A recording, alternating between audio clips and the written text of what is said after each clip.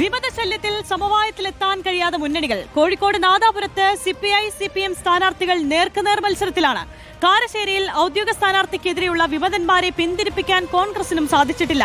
കാവിലുംപാറ പഞ്ചായത്തിൽ കുന്നമ്മൽ ബ്ലോക്കിലെ കുറ്റ്യാടി ഡിവിഷനിൽ UDF ഔദ്യോഗിക സ്ഥാനാർത്ഥിയായ DCC മെമ്പർ മൊയ്തു കൊരങ്കോടിനെതിരെ Kavilumpara block Congress committee general secretary Manoj ചാലക്കണ്ടിയാണ് വിമതനായി മത്സരരംഗത്തുള്ളത്. ദീപക് മലയമ്മ നൽകും വിശദാംശങ്ങൾ. ദീപക്, ഈ വിമതശല്യം തന്നെ വലിയ പ്രതിസന്ധിയായി മുന്നണികൾക്കിടയിൽ തുടരുകയാണ്. പ്രത്യേകിച്ച് കോൺഗ്രസിൽ അത് എടുത്തു പറയേണ്ട കാര്യം കൂടിയാണ്.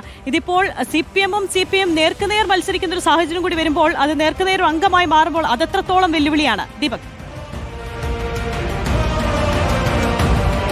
അതെ, ഇതിലേറ്റവും പ്രധാനപ്പെട്ട കാര്യം ഇനിയിപ്പോൾ പത്രിക പിൻവലിക്കാൻ ഒരു ദിവസം കൂടിയാണ് ബാക്കി നിൽക്കുന്നത്. ആ ഘട്ടത്തിലാണ് ഇത്തരത്തിൽ വിമതശല്യം ഒഴിവാക്കുന്നതിന് വേണ്ടിയുള്ള സമവായ ചർച്ചകൾ സജീവമായി തന്നെ നടക്കുകയും ചെയ്യുന്നത്. ഇന്ന് കോഴിക്കോട് നാദാപുരത്ത് രണ്ടാം വാർഡുമായി ബന്ധപ്പെട്ടുകൊണ്ടുള്ള തർക്കമാണ് CPI CPM നേർക്കുനേർ എന്ന നിലയിലേക്ക് ആ കാര്യങ്ങളെ എത്തിച്ചിരിക്കുന്നത്. അവിടെ ആദ്യഘട്ടത്തിൽ തന്നെ LDF CPIക്ക് സീറ്റ് നിശ്ചയിക്കുകയും ആ സീറ്റിലേക്ക് പക്ഷേ വാട്സപ്പിലൂടെ CPIM-മായി ബന്ധപ്പെട്ട ആളുകൾ ഒരു സ്ഥാനാർത്ഥിയെ പ്രഖ്യാപിക്കുകയുമായിരുന്നു. രണ്ടുപേരും പിന്നീട് പത്രിക കൊടുക്കുന്നത് കാണുകയും ചെയ്തു. ഇപ്പോൾ LDF ആ പ്രശ്നം പരിഹരിക്കുന്നതിന് വേണ്ടിയുള്ള സമവായ ശ്രമങ്ങൾ നടത്തുന്നുണ്ട്. അതിപ്പോൾ ഇന്നോ നാളെയോ തീരും എന്നുള്ള പ്രതീക്ഷയാണ് നേതാക്കളൊക്കെ പങ്കുവെക്കുന്നത്. പക്ഷേ അതങ്ങനെ തീരുമോ എന്നുള്ള ചോദ്യം അവിടെ അവശേഷിക്കുന്നുണ്ട്. അതേസമയം തന്നെ UDF-ലേക്ക് വരുമ്പോൾ ഇന്ന് കോഴിക്കോട് കാരശ്ശേരി ഡിവിഷനുമായി ബന്ധപ്പെട്ടുകൊണ്ടുള്ള തർക്കം അത് വലിയ നിലയിലേക്ക് മാറിയിട്ടുണ്ട്. ഔദ്യോഗിക സ്ഥാനാർത്ഥിയെ UDF പ്രഖ്യാപിക്കുന്നു. അത് പെയ്ഡ് സീറ്റാണെന്നുള്ള ആരോപണം ഉന്നയിച്ച് പിന്നീട് യൂത്ത് കോൺഗ്രസിന്റെയും ഒപ്പം തന്നെ KPCC-യുടെയും ഒക്കെ ഭാരവാഹിത്വമൊക്കെയുള്ള ആളുകൾ തന്നെ വിമതരായി രംഗത്തേക്ക് വരുന്നു. ഏതാണ്ട് ഒരു ഔദ്യോഗിക സ്ഥാനാർത്ഥിക്കെതിരെ 5 വിമതർ എന്നുള്ള നിലയിലേക്കൊക്കെ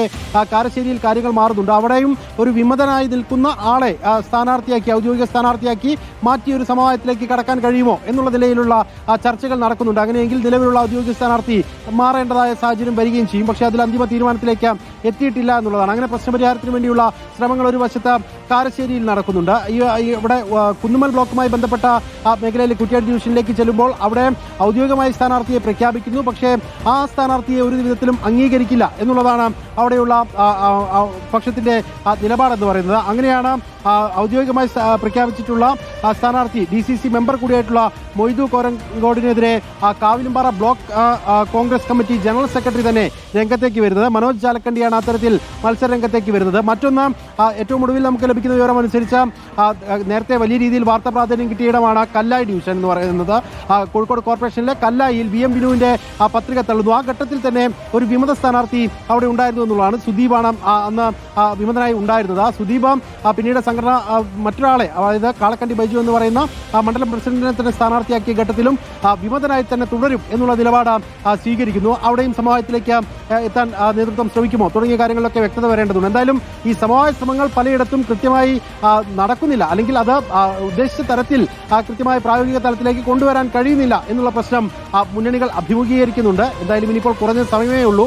കൂടുതൽ വിമതന്മാരും ഒക്കെ ഔദ്യോഗിക സ്ഥാനാർത്ഥിക്കെതിരെ വന്നാൽ അത് സ്വാഭാവികമായും അതാത് ഇടങ്ങളിലെ വിജയത്തെ പ്രതികൂലമായി ബാധിക്കാനുള്ള സാധ്യതയുണ്ട്. അത് പരിഹരിക്കുന്നതിനുള്ള നീക്കമായിരിക്കും സ്വാഭാവികമായും ഇനി വരുന്ന മണിക്കൂറുകളിൽ സജീവമായി നടക്കുകയും ചെയ്യുക.